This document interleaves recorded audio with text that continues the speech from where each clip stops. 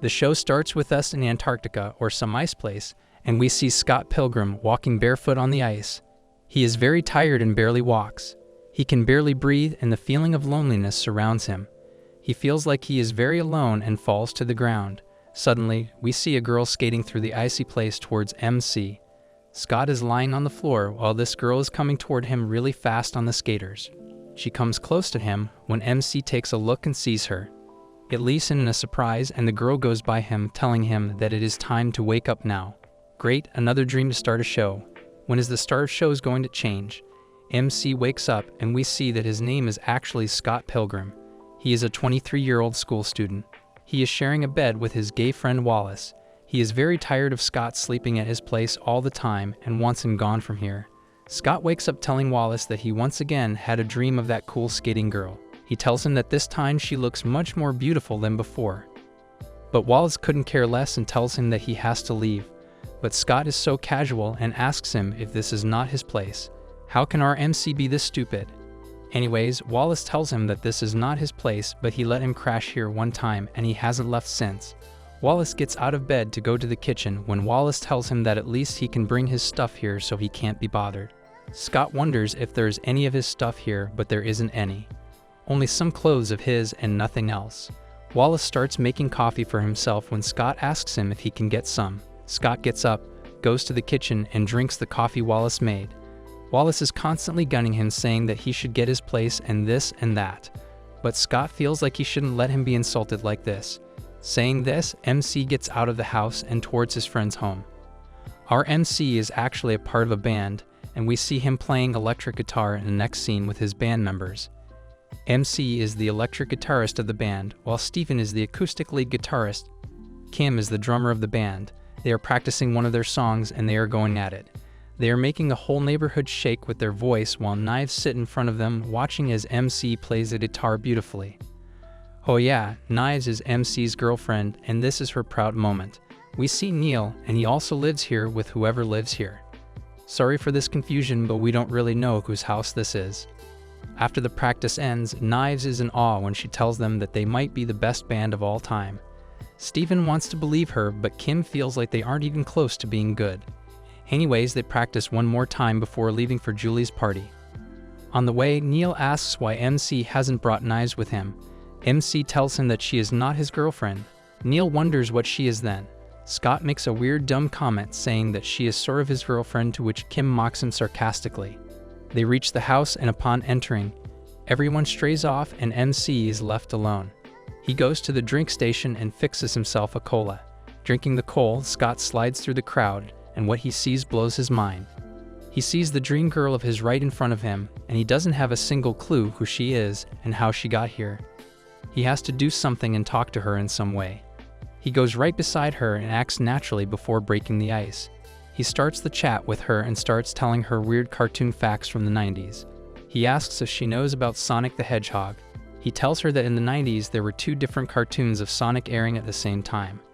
One was dramatic and serious while the other was a chill cartoon, and the same guy was playing both roles of Sonic in both cartoons. He feels like this weird random fact is going to be enough to break the ice and let the ice roll down the mountain. And it kind of works.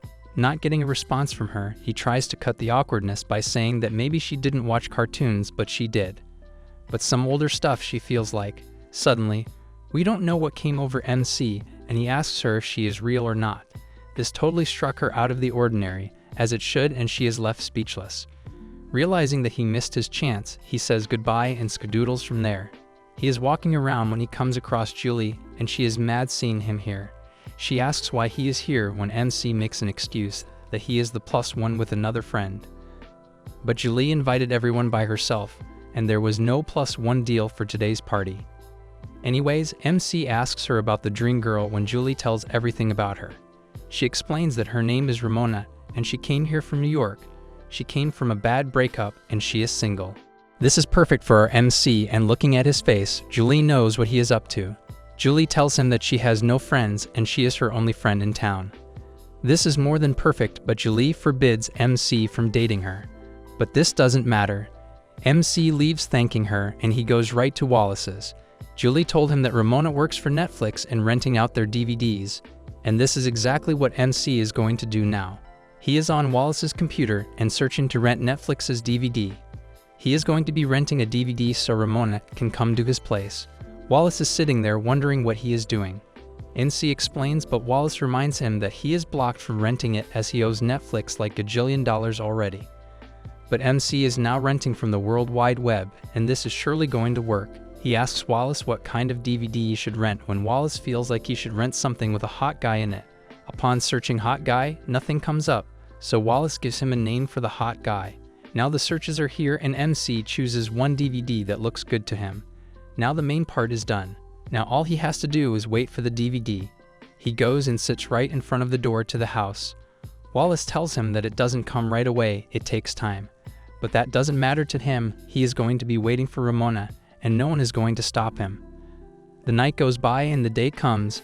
Wallace gets ready and goes to school while MC is still sitting in front of the door waiting for her. The bell rings finally and MC rushes to open it. Finding Ramona in front of him, she is surprised to see him and calls him the Sonic guy. Anyways, she asks if his name is Wallace Wells. He explains that that is actually his roommate and he lets him borrow his credit card sometimes. Ramona gives him the DVD and tells him to enjoy it before leaving. But MC is not going to let her go away and stops her. He asks if she is his dream girl when she explains that there is a pathway in his mind and it sometimes includes people from the real world. Well, I didn't get any of that. He asks if she wants to go out with him sometime. Our NC just asked his dream girl out. Ramona is kind of surprised and asks if he wants to go on a date with her. He feels like it doesn't have to be a date, and it can be something like a team-up. She is from New York and he is from Canada. Maybe he can show her around and let her feel at home here. She agrees and they are going on a date now. In the evening, Ramona is seen waiting for MC when he arrives. It is snowing quite heavily and MC asks if she is waiting on him. They are together now and they start walking together.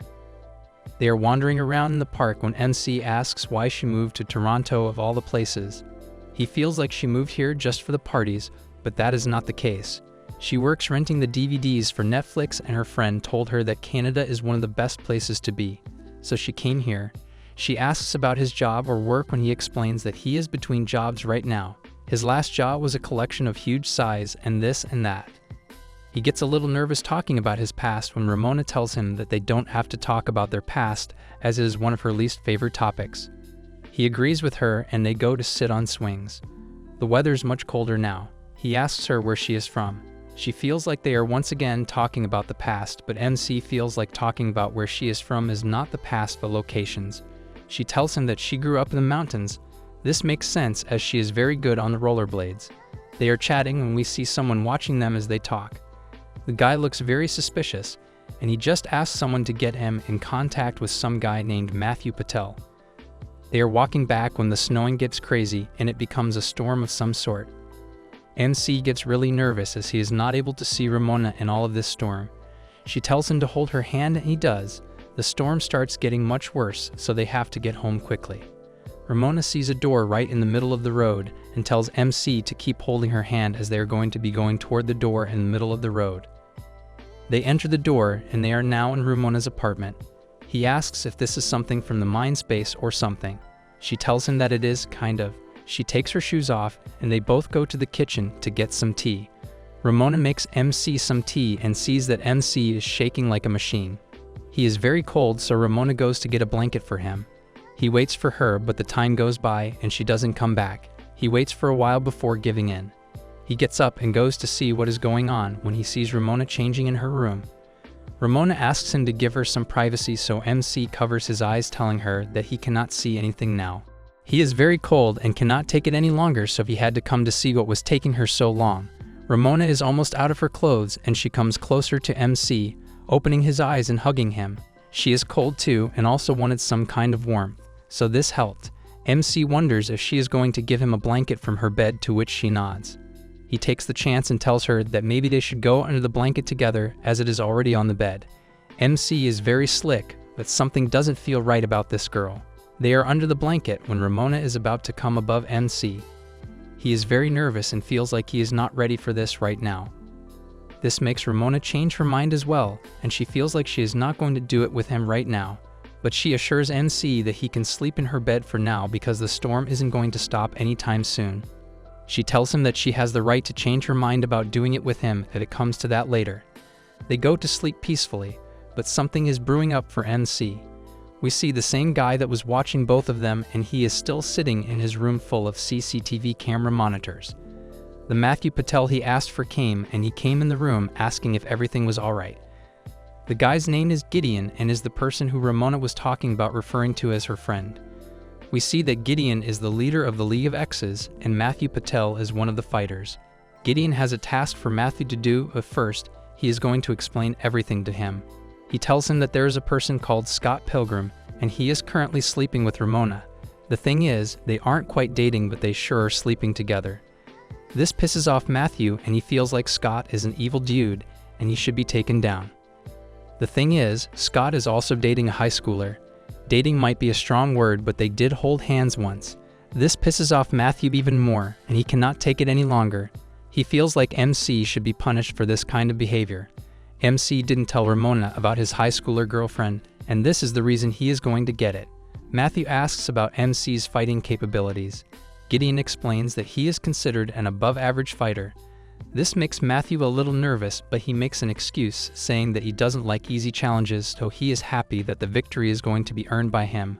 Matthew is ready to kill MC now, and he believes that MC is going to be regretting the things he did that got him killed. Gideon is counting on Matthew to do the job, and they both start laughing the evil laugh, which is very cringy for sure. The next day, MC wakes up and Ramona is in the washroom getting ready for work. He asks what time it is when Ramona tells him that it is almost 8, so he has to leave. She has to go to work. MC is quite hesitant but tells Ramona that he wants this to not be a one-night stand and to take it somewhere. He wants this to go on. This sounds good to Ramona as well. She wonders what they are going to do today when MC tells her about his band. His band is going to play at the Rocket, and he invites her to see their performance. The first thing is MC being in the band surprises Ramona. And the second thing is that she has to work, so it is kind of difficult for her to show up, but she tells him that she is sure will be there at 9. They are set and MC takes off. He goes back to Wallace's with a happy face. Entering with a big grin on his face, MC asks Wallace to figure out why he didn't show up back last night. Wallace did wonder how he got so lucky, but MC tells him that he is the one who got lucky as he was on a date with the girl from his dreams. Hearing this, Wallace has no issue with this but one, that he has to break up with Knives right away. He doesn't care about MC but about Knives, as she is an angel. He agrees, and Wallace tells him about the letter that came for him. Opening the letter, it is from Matthew Patel challenging the fight somewhere, but it doesn't interest him. He ignores the letter like everyone ignores the calorie count while eating pizza. MC wonders if Wallace is going to come to their performance at night, and Wallace affirms. At night, Knives arrives at Rocket, and upon entering, she is blown away by the ambience of the place, and she cannot believe that her boyfriend is going to be performing there. She is looking around when she finds Wallace with a lady. That is MC's sister, and her name is Stacy. Stacy is excited to be finally meeting Knives. She starts comforting Knives, telling her that she deserves someone better, but Knives has no idea what she is talking about. Wallace asks if she has gotten crushing news all day or not, and by the looks of it, she didn't. Wallace tries to explain to her what news she should be getting today, but Knives isn't paying attention to him at all. She looks around and sees MC. She gets excited seeing him, but this is a problem as Ramona is also here right then. MC cannot meet both of them at the same time and goes behind the scenes to his band. There, Stephen is all nervous and keeps looking at the stage in fear. Kim and Neil are chill laugh, but Stephen is shaking with fear. The band before them flaked, and this is bad news for them. Stephen feels like the band thinks of them as the worst band there is, and that is why they left. MC is constantly wondering how he is going to solve the issue of Knives and Ramona, but Stephen is crying about not being good. He feels like they should cancel the show as well, but MC isn't going to give up just like that. He picks up his guitar and goes to the stage. The band follows him, and their performance is about to start. Ramona and Knives are almost together in the crowd, only separated by Julie. Knives meets Ramona through Julie and asks if she knows anyone from the band. Ramona tells her that she is actually dating someone in the band, and Knives come right back at her with the same response. Upon asking, Ramona is about to tell who it is, but the band starts their performance. The show starts and the crowd is really digging their performance. Knives loves the performance so much that she passes out and falls to the ground. Suddenly, something blasts into the ceiling of the place, and Matthew Patel jumps out of there to land a punch on MC. He defends himself and punches Matthew out of his face. Everyone is left thinking who this guy is, even MC. He asks who he is and why they are fighting, which leaves Matthew very frustrated. He asks if he read his letter or not. MC did, but didn't read everything and threw it away. This pisses off Matthew, and he complains that he came to deliver the letter in the blizzard and he didn't read it. Anyways, Matthew explains that he is one of Ramona's ex-boyfriends and he is a member of the League of the Exes. If MC wants to date her, he has to fight and defeat all 7 of Ramona's exes, starting with him. MC looks at Ramona and asks if she knows about this. Ramona explains that she did, but she thought it was some kind of prank on her. She explains how she met Matthew and tells MC that she dated him in middle school. It wasn't even a date and they just kissed once. How it happened was that she was approached by every white person in the school, and Matthew was the only non-white person that looked okay to her. With his help, she fought off every guy in the school and their team was the best in the school. But she explains that it was not even dating as they were just some quits after a week and a half. Hearing about Matthew's mystical powers makes MC jealous. But Matthew reminds him that they are going to fight here right now. The fight begins, and Ramona is just going to stand and watch them fight now. The fight starts and MC takes a good stance to see the attack with his best move. He charges in for the punch and punches Matthew, but he dodges it. Having the opening, Matthew takes the chance and lands a punch on MC, destroying him and transforming him into some quarters. The coins fell on the ground and everyone was left shocked, even the announcer.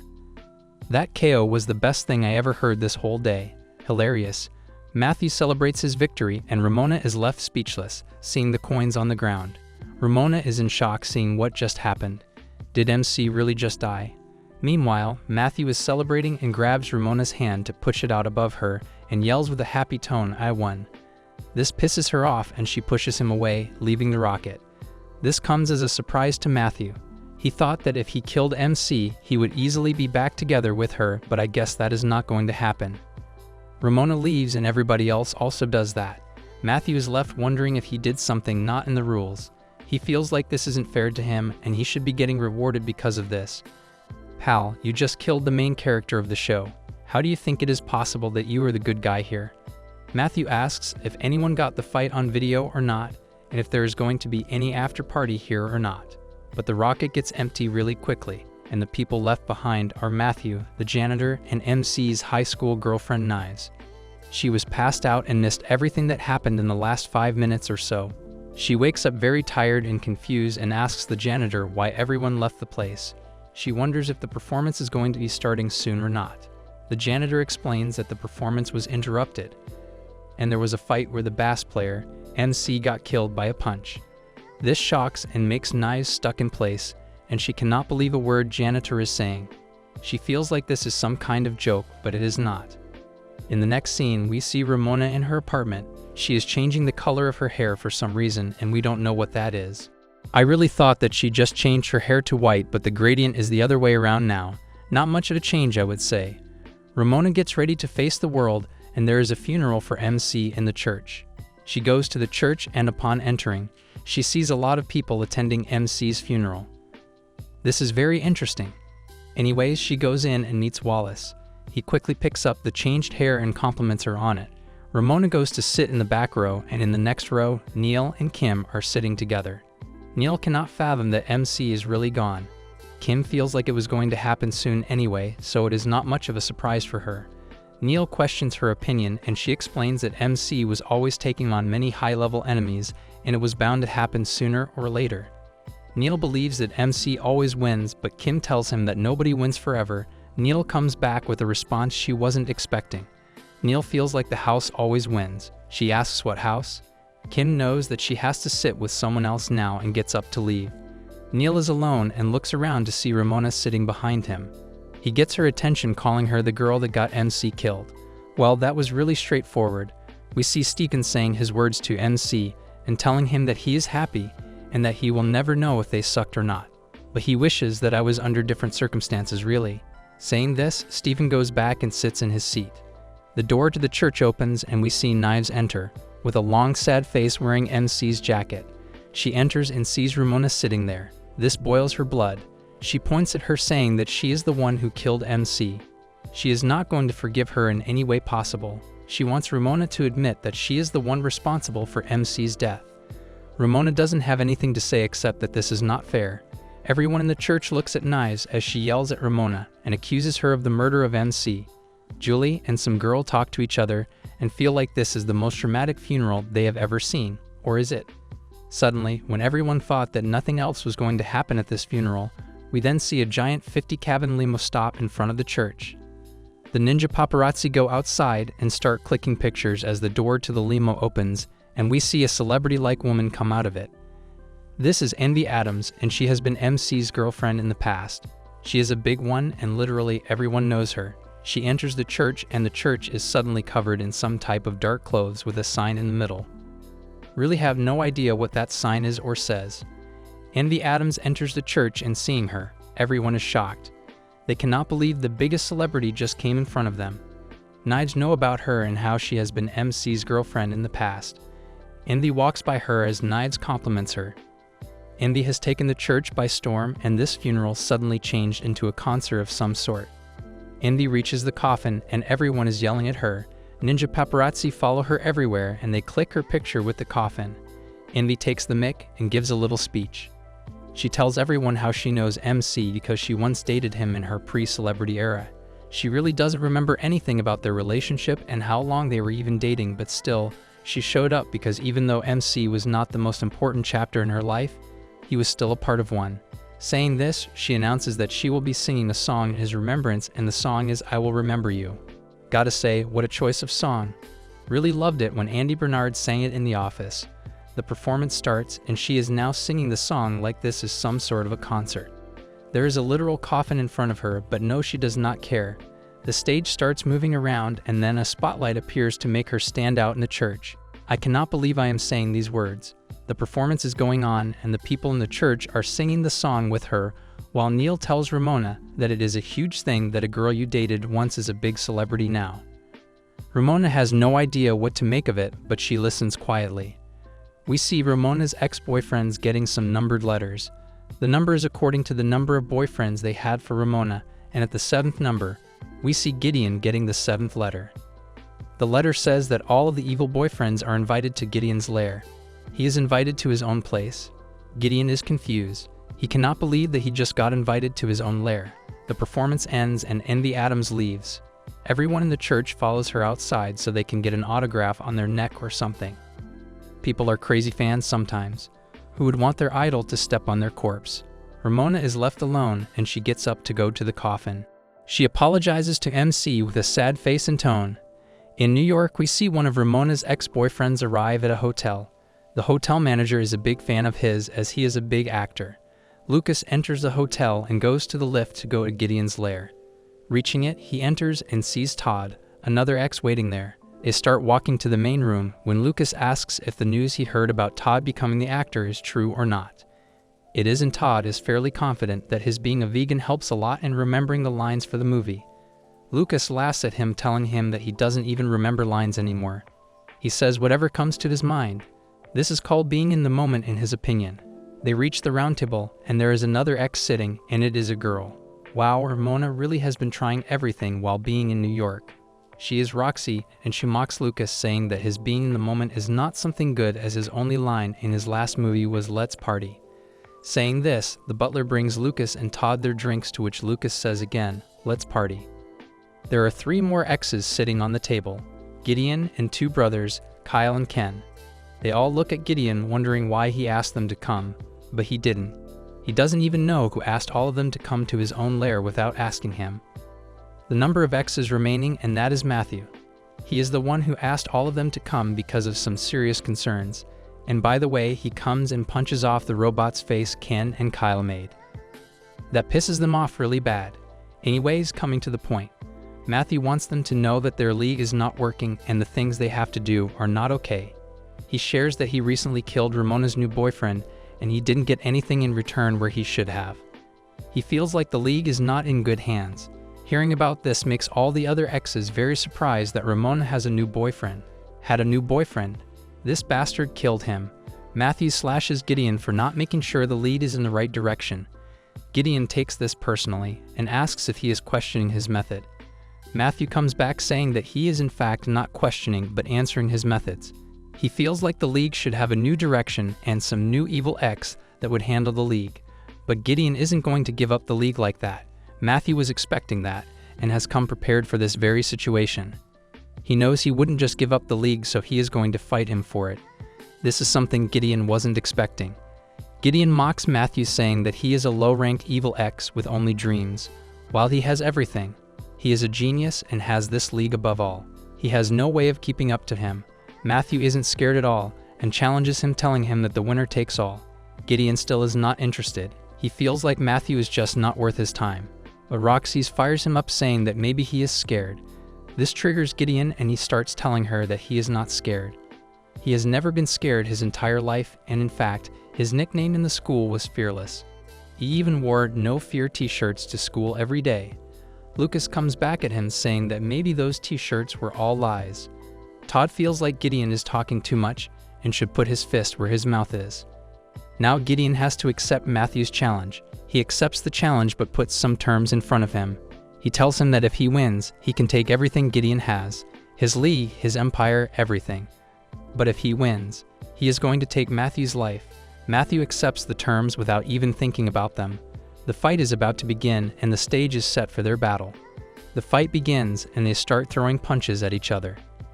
Gideon is handling himself pretty great and Matthew is not bad at all as well. After some decent exchanges, Gideon lands a nice blow on Matthew and it throws him away from Gideon.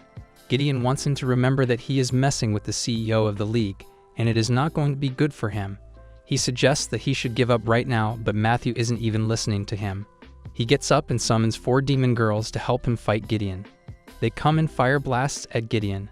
Gideon dodges the fire blasts and the ground breaks, throwing them into the basketball court on the floor beneath. Gideon is still up and he punches Matthew once again, kind of fainting him out.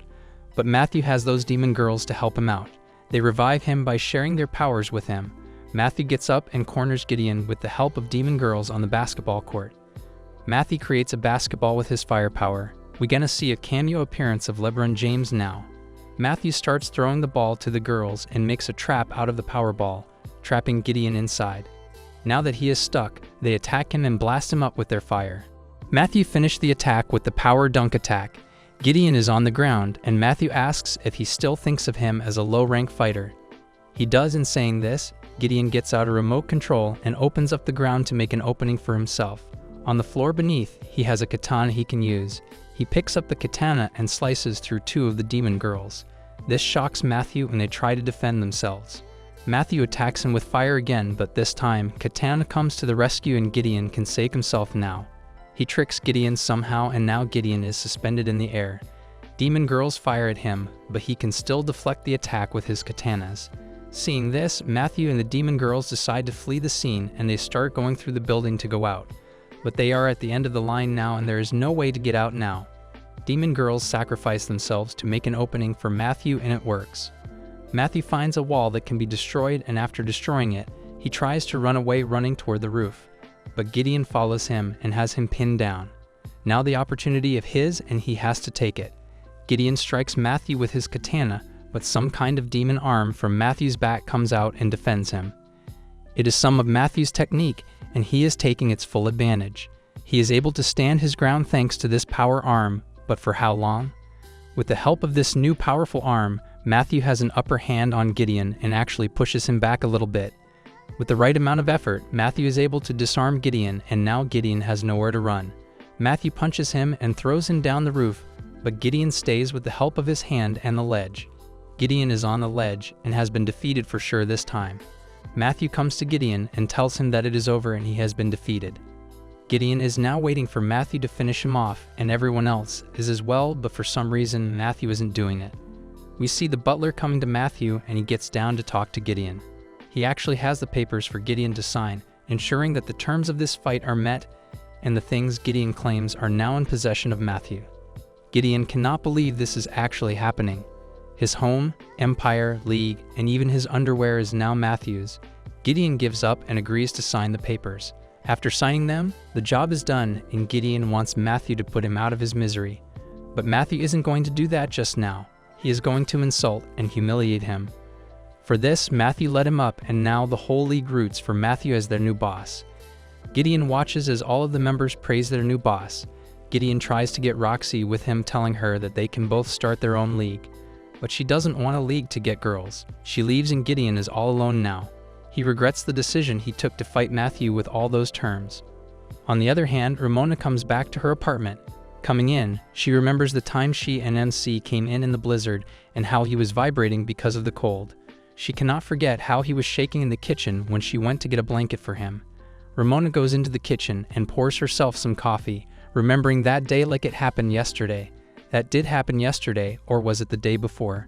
Yeah, I don't remember. Drinking the coffee, Ramona comes into her room to finally sleep after the long day she had when she reminds her of the time she and MC kissed and how they were very close to each other. The sad music is playing on the back as Ramona goes to sleep. She switches off the lamp and the music shuts as well. She gets a dream where Ramona is rollerblading through a desert of some sort. The desert is endless, and the scene reminds me of the time MC had the dream, but instead of desert, it was ice. She is going her way when she hears a noise in the far back. She stops and turns to see who it is, but there is no one. She then hears the sound much more clearly, and it is the sound of MC calling her name. She cannot believe she is hearing this. The world around her starts going haywire, and she gets up from the dream, saying that MC is alive. We are in young Neil's room. Young Neil is sleeping when he wakes up with a weird thought in his head. He thinks to himself and remembers when he was attending MC's funeral. He thought what would happen if he died the next day. He cannot just let his life go to waste like that. He planned on writing a movie on himself, and he gets to work right away. He is on the computer the whole day, and he cannot let himself get a little bit of a break to rest. He cannot take any breaks as he has to do the work he is supposed to be doing. He goes crazy in front of the computer when he gets to sleep without even knowing. Waking up from this little nap, he takes a look and sees that he hasn't written a single line on himself. Disappointed in himself, he goes to sleep, and at night, he is disturbed by a sudden noise in his room. He opens his eyes and sees someone on his computer. They are wearing a mask, and he cannot tell who it is. Neil is forced to believe that this is his sleep paralysis demon, and he cannot fight it. All he can do is close his eyes and let the night drift away in his sleep. The next day, he wakes up all tired, and before going to work, he takes a look at his computer desk. He sees a giant pile of papers, and every one of the papers is filled up. He cannot believe that he just wrote a full lengthy biography of himself in his sleep. This couldn't be a better thing for him. He celebrates his achievement and goes to work. Only if I can also do my important things in my sleep without me having to put effort into it. Ramona gets up and goes through the same routine once again. She once again is changing her hair and following the previous routine. She changes her hair to white first, and after showering, she changes her hair to a different color. Her choice is yellow and orange for some reason that we do not know, but we are not going to get into it here. After changing her hair, she gets ready and goes straight to Julie's workplace to find her. Entering the shop where Julie works, she goes straight to her. Julie notices her hair and compliments her, asking if something happened. It did, and she tells her that Scott Pilgrim is alive and someone just kidnapped him. She doesn't understand this at first, but Ramona explains that someone kidnapped him and also faked his death for some reason. The reason behind this is unknown, but she has to find it some way. This intrigues Julie right away, and she asks for her 15 break. But the thing is, she got her 15 20 minutes ago, so she cannot go right now. She starts swearing in front of the customers, and this isn't looking good for her. But she has to do what she has to do, and she starts asking Ramona how she knows this. Julie wants to know everything Ramona can tell her. Ramona explains that last night in her dream, she saw MC's subspace area, and she tells Julie that she heard MC's voice there. It was like he was calling her name, and this made her wake up from her sleep thinking that MC was alive. Julie doesn't get the thing about the subspace area, and that goes right above her head. Anyways, Julie is disappointed as she thought that she might actually have a lead. They are talking when we see Wallace with a Jude. He comes in and asks for a croissant from Julie. Hearing about this MC being alive surprises Wallace, but he doesn't get that excited about anything really. He tells Ramona that if she finds MC, tell him that he has changed the locks. Wallace is drunk out of his mind, and also tells Ramona that if she finds him, she should tell him about the locks as well because he doesn't understand anything that is happening right now. Julie is frustrated by Wallace's behavior and hands him his croissant so he can get out of her face. Now that that is taken care of, Julie asks Ramona what is she going to do about all of this then. Ramona actually doesn't have a lead, but she did find something.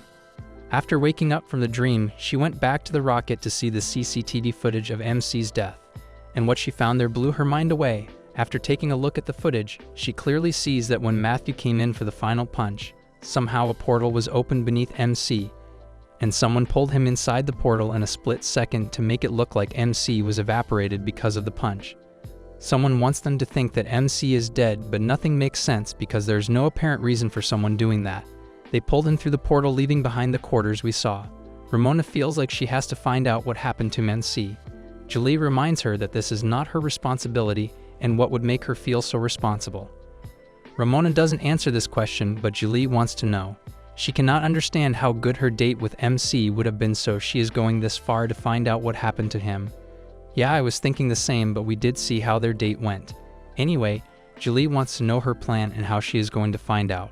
Ramona knows that Julie knows everyone in the city.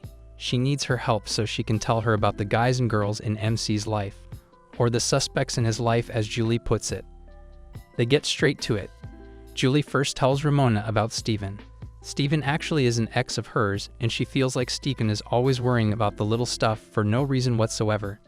He is always scared and has no brains for this kind of mastermind kidnapping. So in her opinion, Steven is not the person for this. Next up is his roommate young Neil. Ramona should know that young Neil is a talented guy, but is a dumb person as well. He made MC look like a genius often, and this makes him not a good contestant for their mastermind finding. Ramona straight up asks about Envy Adama, and if she could have done anything like this for MC. Julie cannot think of a possibility where Envy Adams would do such a thing to kidnap MC.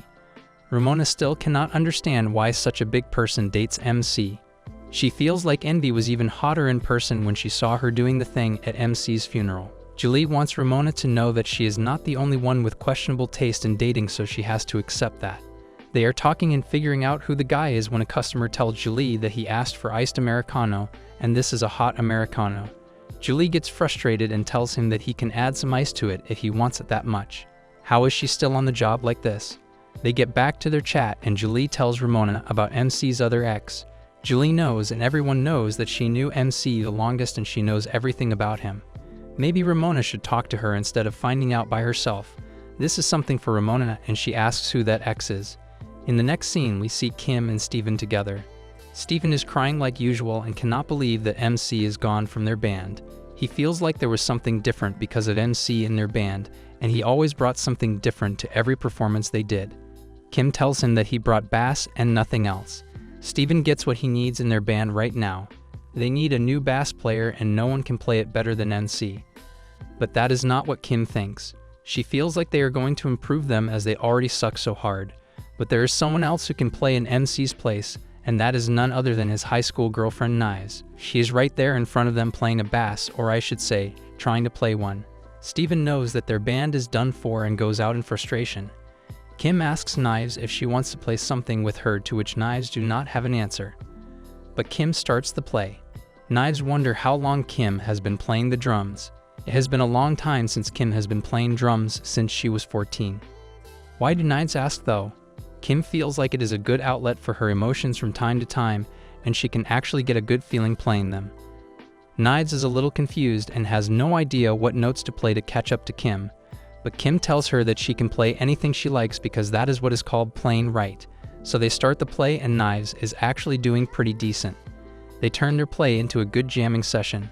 Kim is not that surprised, but she knows that Knives are good players. Knives is feeling every note as she plays through the minutes. Steven is left speechless after their play ends. He cannot believe a good bass player is sitting with them for this whole time. He asks if Knives is planning on working with a seasoned songwriter or not. On the other hand, Kim has no time to waste as she is late for work. She runs outside, grabs her coat, and reaches her place of work. She works at a video player renting store. Entering the store, she apologizes to her boss about her being late, but she doesn't care. Kim gets ready to do her job and her first customer of the day is here. It is Ramona, and she came here to talk about MC. Kim is one of MC's exes, and she has been the longest with him. Ramona tells Kim about everything she saw in her dream and about the CCTV footage she saw. Kim feels like all of this is pretty wild, and she understands the subspace concept of Ramona's pretty easily. This surprises Ramona when she tells her that she is the first person in Canada to understand that concept. Anyway, they get to the point, and Ramona asks Kim about her being with MC and how it was.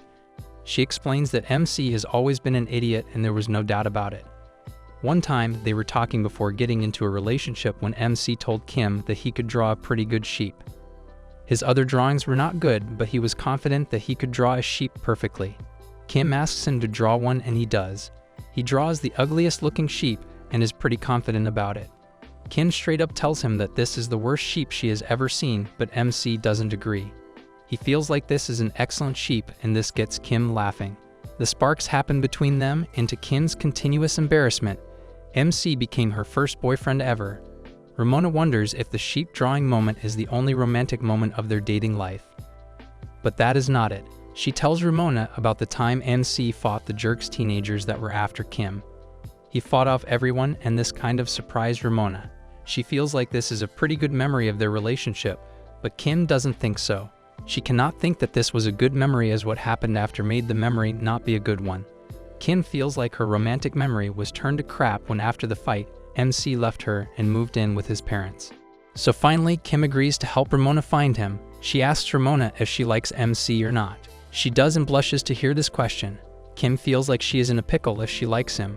Ramona gets a little upset knowing why it is that she always likes the guys who are in trouble.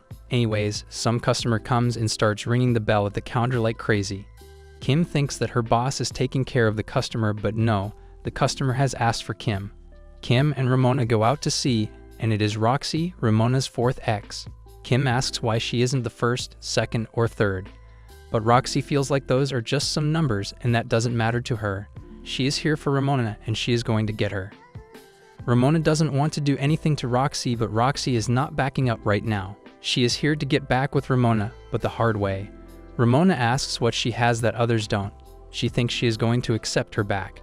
Roxy feels like that isn't a question to ask as the answer is right in front of her. Roxy feels like she has the urge to express her emotions toward her unlike others, but Ramona disagrees. Now Roxy is really mad, and she isn't going to let her get away this time. The fight between Roxy and Ramona is about to start, but Ramona doesn't feel like fighting. Roxy charges at her and strikes her one time, falling to the floor. Ramona knows now that this is serious, so she opens her bag and takes out a giant hammer out of it to strike Roxy with it. Roxy isn't backing down and charges toward her again, throwing her to the shelf behind her. Now both Roxy and Ramona are together, and the video shelf behind them falls on them. They are in the movies off the shelf now. Starting with an old movie of some sort, they are in the old neighborhood and fighting as the people around watch them fight. Kim's boss is frustrated seeing that these two are messing with her movies, but she knows she cannot do anything to stop them. So she goes and takes her 15 now. Kim is watching while these two are still fighting. Now they are in some sort of a Japanese training room where Roxy kicks Ramona out of the room. But Kim rewinds the movie and lets Ramona take the upper hand. Ramona slashes Roxy through the fabric of movies, and now they are above a moving train. All tired and frustrated, Ramona tells Roxy that she does not want to fight her. But Roxy doesn't want to hear anything. She mocks her, saying that she is backing up again like she did last time they were together. This hits Ramona in her heart, and we see their moments of peace together in the past. They were happy and always looked after each other. Suddenly, they are in a plane, and Roxy and Ramona are wired because of all the fighting. Ramona sees the condition of Roxy and tells her sorry. Roxy asks what she is sorry for when she tells her that she apologizes for leaving the way she did. This hits Roxy in her heart. She doesn't want to delve into the past memories, especially the bad ones with Ramona. We see the moment of Ramona leaving her. Ramona was smiling as she left Roxy. Roxy couldn't do anything but sit on the chair crying as she left. This hits Roxy in the heart like a hammer, and she is mad now. The plane shakes a little bit, and Roxy loses her balance. Some of the boxes in the plane cabin slide toward Roxy with the shaking, and they fall toward the back of the plane, making a giant hole in the back of the plane. Roxy and Ramona get sucked backward, and they fall out of the plane. They start falling through an endless multi-dimension. How did they get here? They are falling when Roxy gets hit in the head with a giant thing and passes out. Ramona sees this and tries to get a hold of Roxy's hand to make sure she doesn't drift in some other direction. She holds her hand and Roxy wakes up, seeing Ramona holding her hand. They are back in the store and Roxy starts crying. Ramona feels like they were immature back in college, and they should not do this anymore. Ramona knows that Roxy won as far as the fight is concerned, but they should move past this rubbish. About time, I guess. A little later, Roxy, Ramona, and Kim are together watching a movie and eating chips. Roxy is very happy with the way things turned out and feels like Ramona is back with her. But Ramona tells her that she has to find MC first. This surprises Roxy because she thought MC was dead, but he is not, she guesses. Ramona wants to still be her friend though, and not with benefits. Roxy looks at Kim and asks if she wants to try her. Kim goes forward and kisses Roxy, but there are no sparks. So this is not for them. She asks when her boss is coming back, but that is not happening either. Worth a shot, I guess. Roxy leaves all happy, but the thing still remains about MC. Roxy is not the suspect anymore, as she didn't even know if he was alive or not. Ramona sighs as she picks up the cardboard cut out of Lucas, the giant actor. Kim didn't know that he was also one of her exes, but now she does. Ramona cannot believe that she has to do all of this with all 7 of her exes. But she has to do it, and there is only one way to find out who the kidnapper is. We see Julie coming back from her job. She gets back to her apartment, and we see that Julie notices someone outside her house, walking with a long, sad face. It is none other than Gideon, and he came here to see Julie of all people. He knows her, but Julie looks at him and calls him with his name. But Gideon reminds her that she knows him by some other name, and she has known him for a long time now. Julie takes a second to remember what he is talking about, and with a surprised face, she calls Gideon's real name. His name is Gordon, and she was in the school with him where his nickname was Fearless. Gordon tells her how he lost everything. His billionaire and millionaire friends shunned him, and now he has nothing left. All he had was some pocket money left, which he used to get the bus to Toronto. He came here to see only one sympathetic face, and that is Julie. Julie opens the door to her house and invites him in. The episode starts, and we are in Lucas's giant mansion this time. It's almost good morning, and Lucas gets up from his good night's sleep. He gets up and goes to the blinds to open them up. Opening them, we see a clear view of Lucas's giant mansion. There is literally everything in this mansion, from a giant pool to a beautiful statue of himself right in the center of the mansion. Lucas appreciates his hard work and goes back to his house. He is feeling a little good today, so he goes straight to his skateboard collection room. Entering the room, we see a giant and never-ending collection of every kind of skateboard we can imagine. Man, this is heaven for the little me, literally. I dreamed of rooms like these. Lucas is thinking hard about the choice of skateboard today. He goes to the best of the best, but still, that is not what he wants today. Eventually, he finds the best skateboard for his today's mood and takes it out for a spin. Going out with his skateboard, he goes right into it, and a song dedicated to Lucas's behavior starts playing. That is also the name of the episode though, and it is Whatever. Lucas is skating through his mansion and going through every part of the city, and the song has weird but catchy lyrics we see. The song is basically about Lucas saying whatever to everything, from girls saying up to him to burglars trying to stomp him. Everyone sees Lucas's behavior, and that is the crux of the song. He is skating through every part of town, and the ninja paparazzi follow him everywhere. They are clicking his pictures, and he doesn't mind as well. Lucas's fans are following him everywhere he goes, and today Lucas is feeling like a god at least. He feels as if the world revolves around him. After skating enough, he goes for drinks with his friends when he suddenly gets a call from his agent. Agent has 2 pieces of news for him, and both of them are bad news. Lucas wants to hear the bad news first, so she starts with that. She straight up tells Lucas that he is going to be let go from the industry because of his attitude towards everything. His skater boy behavior is not looking good as well, and that is just giving air to the fire. Lucas is still not taking this seriously though. The agent tells him that she has an opportunity for him to be a leading role in the upcoming film, and he should take it as it might be the last one for a while now. He is not getting any roles lately, and that is really bad for him. Lucas feels that there is a good solution to everything here, and that is his smile. How obsessed is this guy? She wants him to know once again that he is on the verge of losing his acting empire, and the stardom he loves so much can slip through his grasp if he keeps doing this. This sentence sticks with him, and he cannot get it out of his head. The agent told him that he had a flight to Toronto, and he was going to take it immediately to come to his movie shoot. He takes the flight and is now on the way to Canada right now. The next scene, we are in Ramona's apartment once again, and this time, again, she is changing her hair color. Does this girl change her hair every day? What does that achieve her? Ramona changes her hair to green today, and she is now on her way to find Lucas Lee.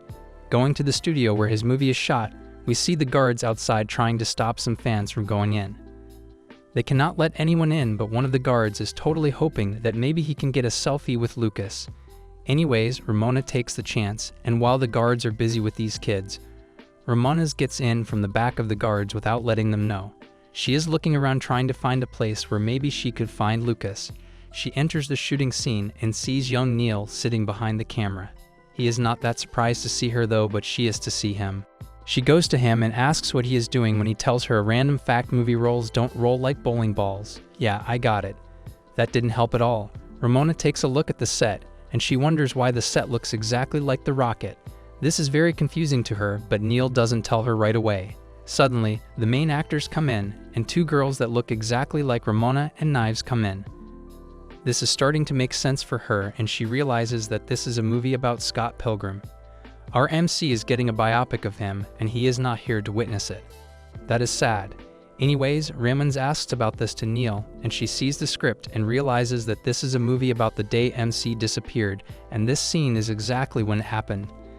The thing that is different is that MC does not disappear, but he wins the match with Matthew Patel. Ramona doesn't like this one bit and wants him to cancel this, but he isn't going to do it.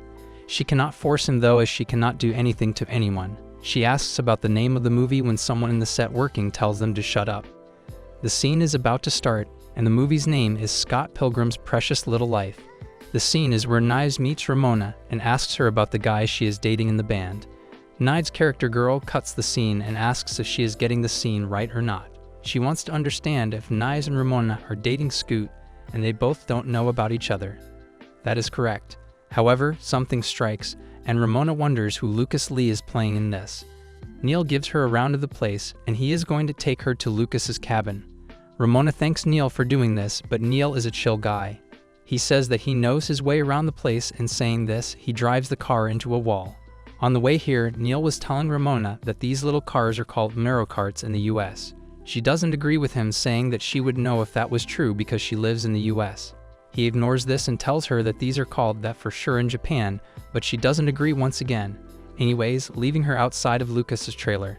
She knocks on the door, and she hears Lucas with some girl inside doing freaky things, but after the knock, he gets quiet and goes to open the door.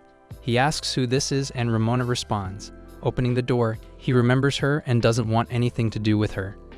Ramona tells him that they have to talk, but Lucas isn't convinced. She tells him that they have to talk about Scott Pilgrim, but he responds by saying that he is the Scott Pilgrim. Lucas doesn't even know what he is playing, why and what the movie is about, as he doesn't know that Scott is a real guy. He doesn't have a clue that he is starring in a biopic. He doesn't want to talk about anything and makes an excuse that he is needed on the set, so he should be going. He goes back in the trailer to the girl he was getting lucky with. Not getting what she wanted, Ramona is a little disappointed, but her heart is still on the right track. Out of nowhere, a guy starts hitting Ramona outside Lucas's trailer. He is very confident in his approach, but Ramons doesn't want to even talk to this guy. She is grossed out by his utter existence, so she decides to leave. But the guy is still confident and is surely going to come back for her. As she leaves, the guy takes a look at her sitting back and gets a naughty imagination.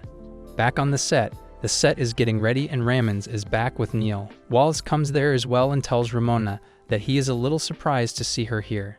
He wants to know how her investigation is going on for his older roommate, whose name he doesn't even remember. That was quick. How frustrated this guy even was with Scott.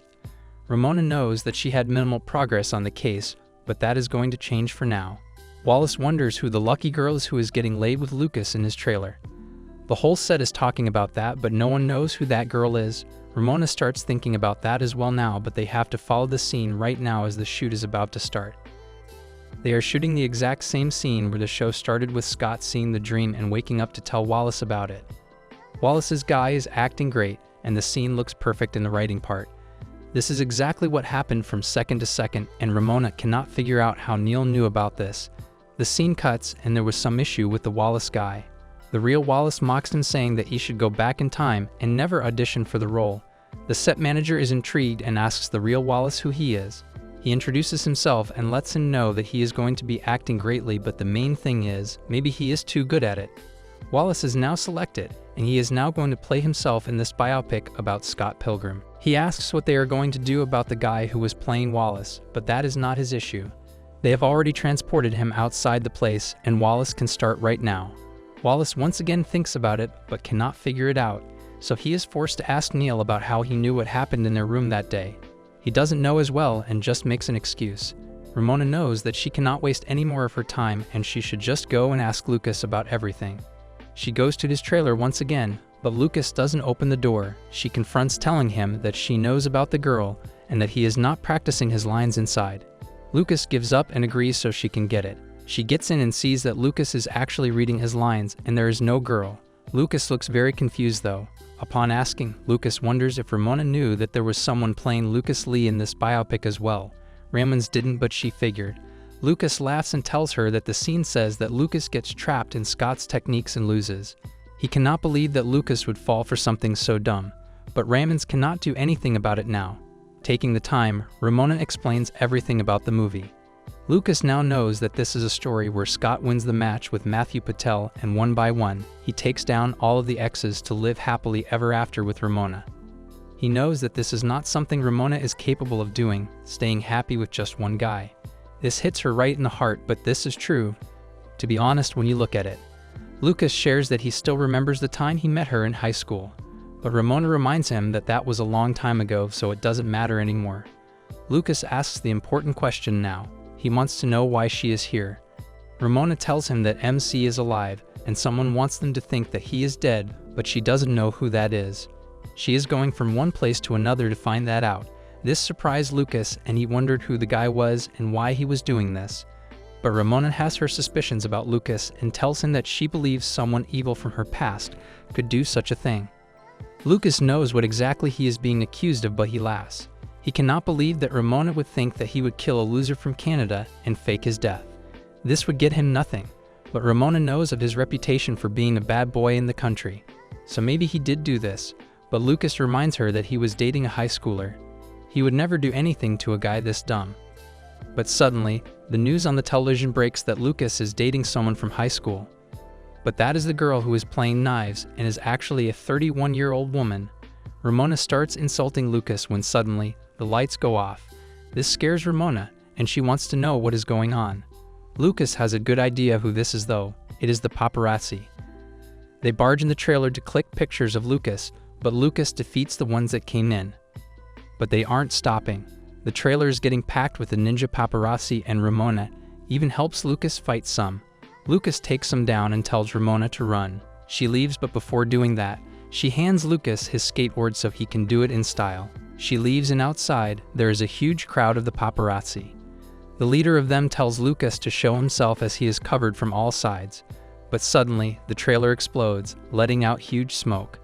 Lucas is ready to fight them, and the battle between the paparazzi and Lucas starts.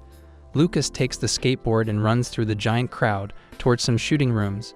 The paparazzi are trying their best to take down Lucas, but he is not giving up that easily. He is taking them through all of the hard places, and their number is depleting gradually. Some of the paparazzi smash in Lucas and shoot him in the sky.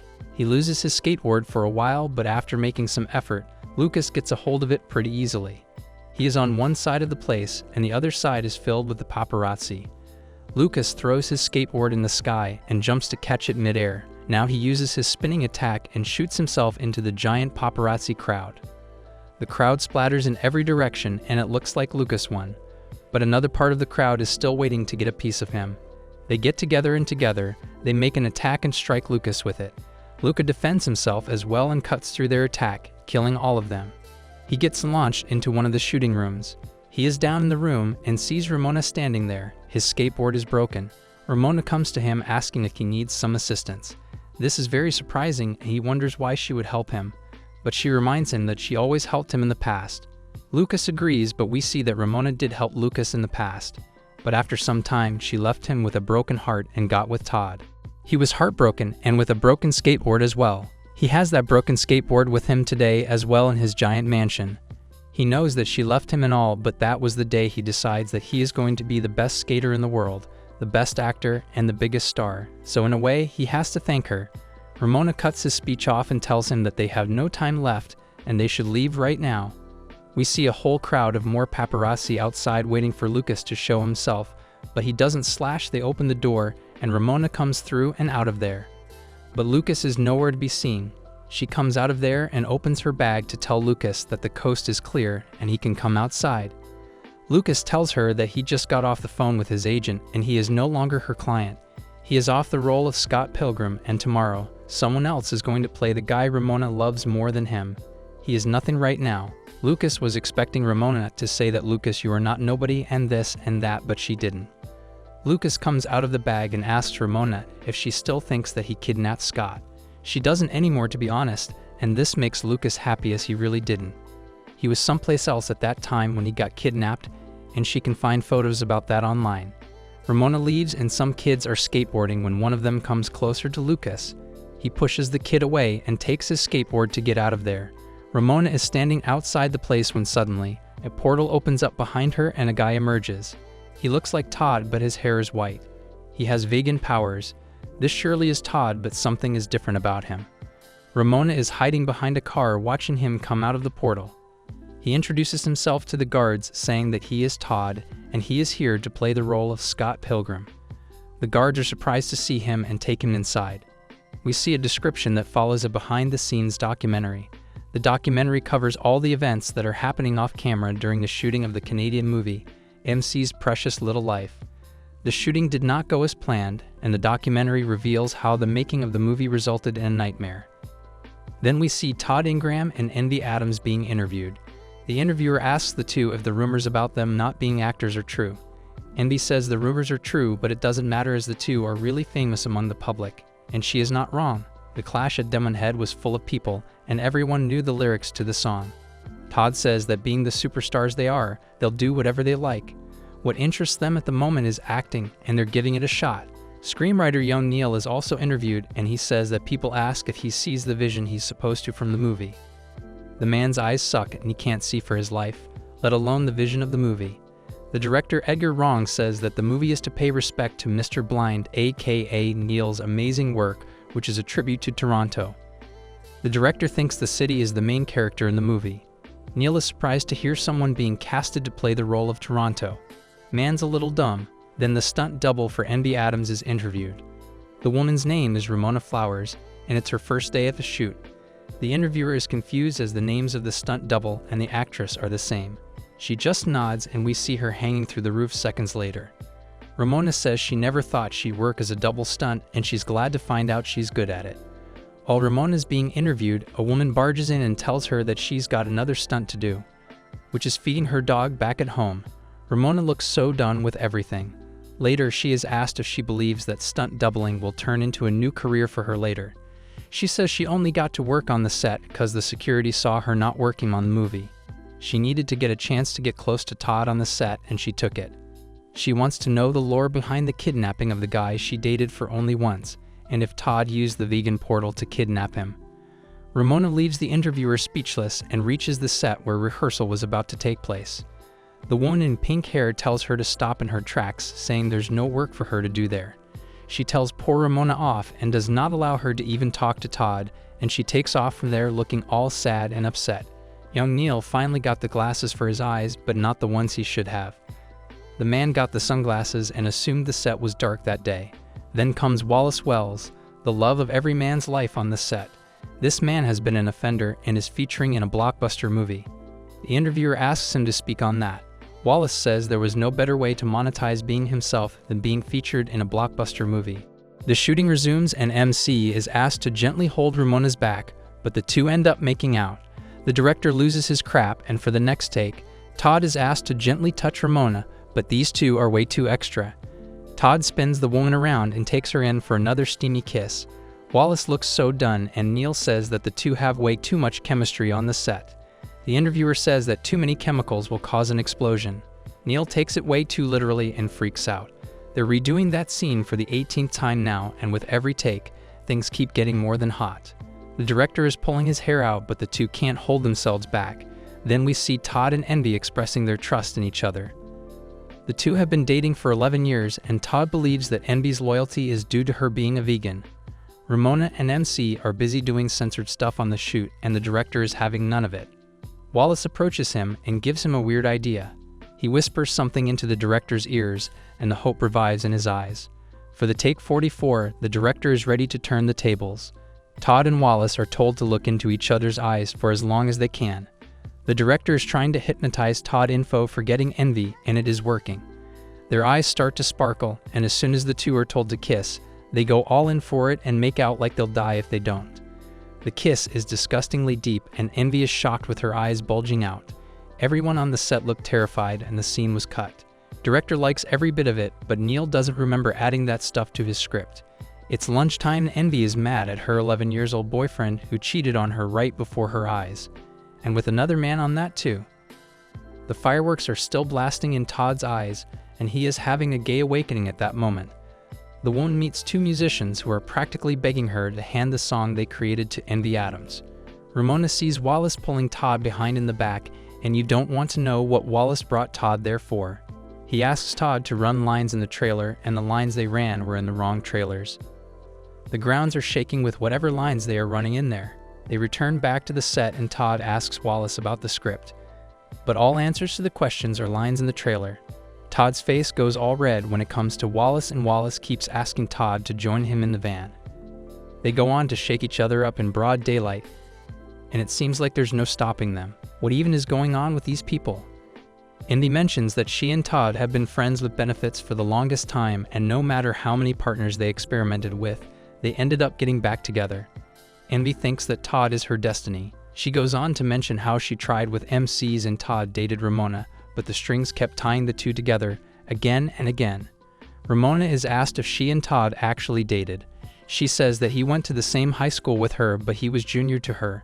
Todd told Ramona that his actual love of his life was waiting for him back in Canada. He was a go-with-the-flow kind of a person, which meant messy and thoughtless kisses behind the school building. Yeah, the same old teenage dating stories. Todd was clearly playing around with Ramona, but the girl kept going with it too. Then she is asked if Todd actually punched a hole in the moon for her. What a weird thing to ask. Well, to make it more weird, the dude actually did that and even teleported to the moon. Envy is asked the same thing, and he punched a hole in the moon for her as well. And the man is punching a different hole on the earth right now. Envy found that teleporting to the moon a very romantic thing, but Ramona found it cringe and disgusting. Same. Then we see MC standing at a vegetable stall eating some veggies, and Ramona approaches him. She tells him that they need to meet MC, and the man says he is MC himself. Ramona was about to say something when Wallace pulled him to take him somewhere. Probably the trailers again. Wait, it was some kind of portal, and Ramona knew what was going on, so she sighs in disgust. The shooting for the movie is ongoing, and by day 2 of the shooting, the bills were going nuts. The production cost them $17 million over the budget.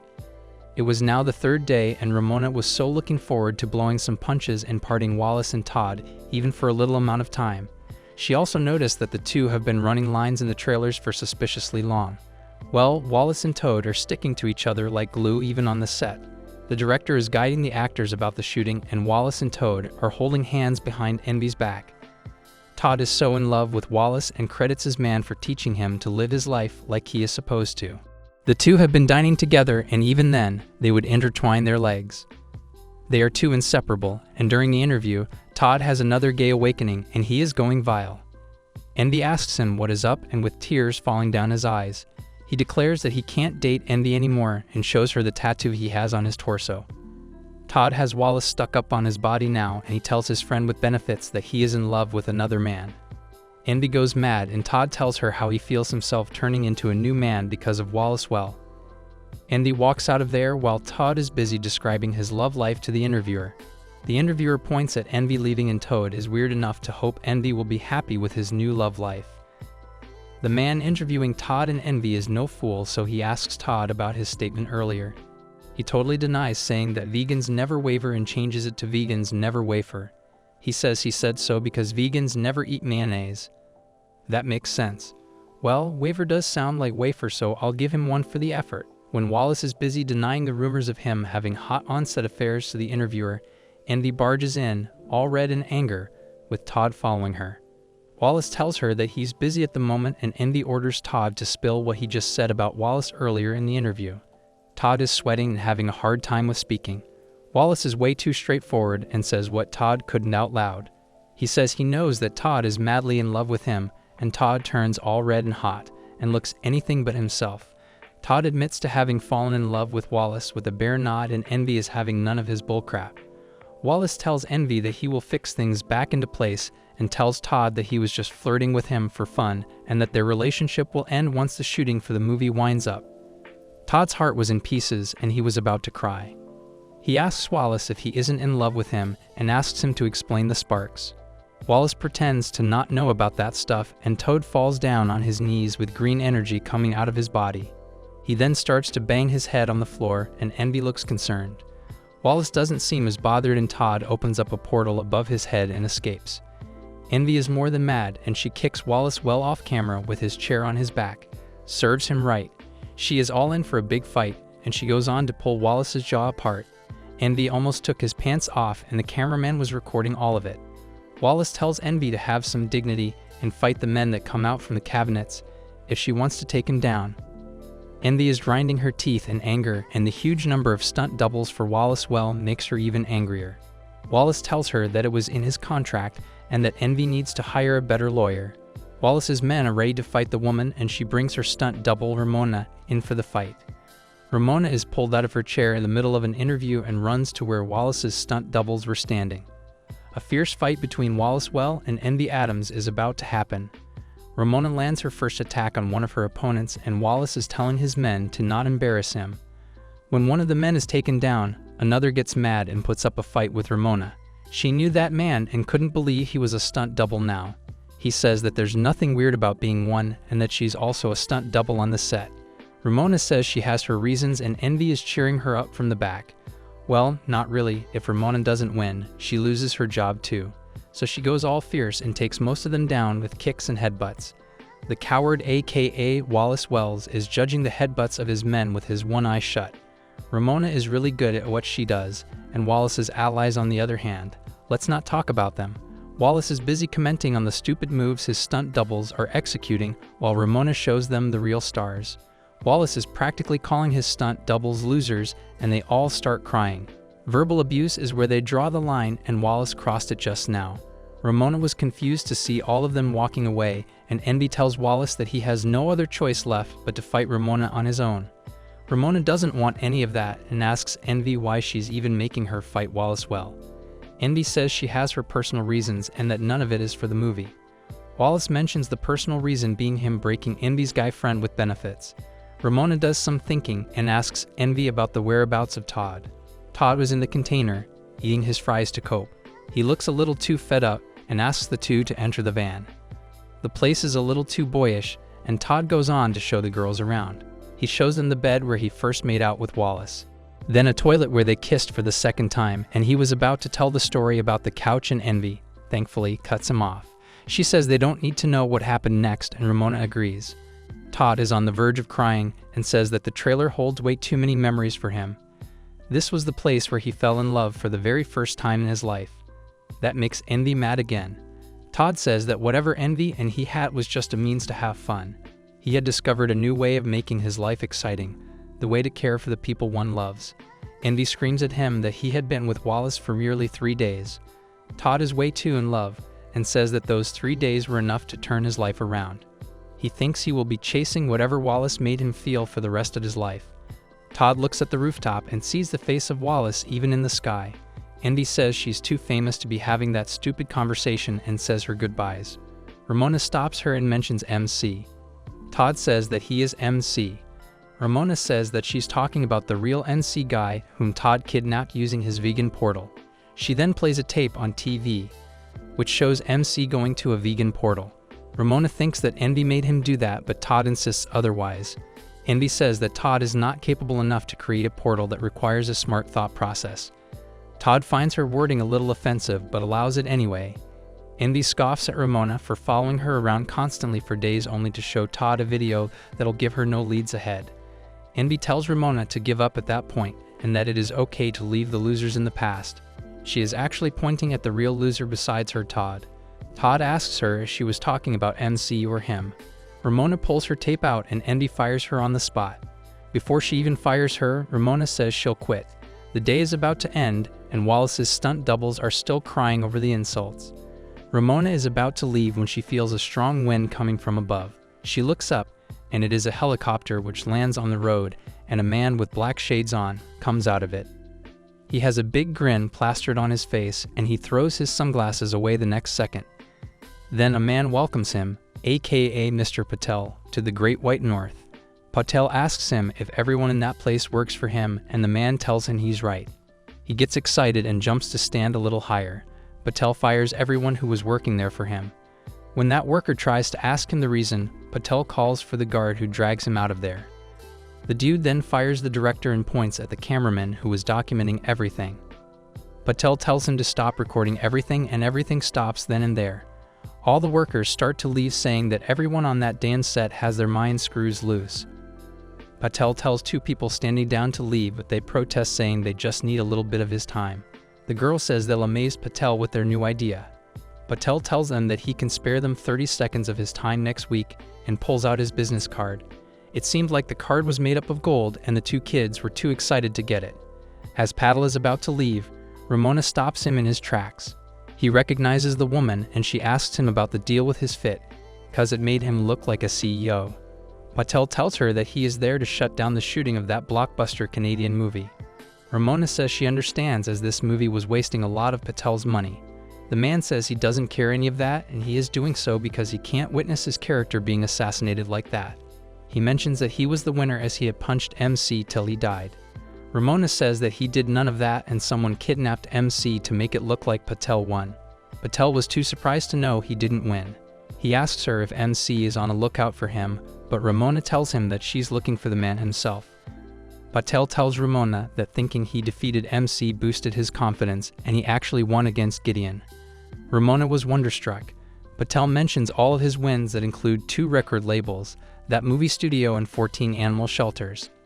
He also mentioned the League of Evil Exes and is too confident to keep the status he has now, saying he won't be where MC is. Ramona asks him where exactly MC was. He tells her that he is in Toronto hitting it off with some Julie girl. Patel tells Ramona that MC's real name is Gordon Goose and not Gideon.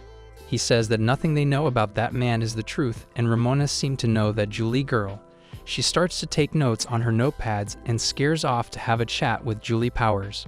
A robot-like thing was eavesdropping the two of them and left once they were done talking.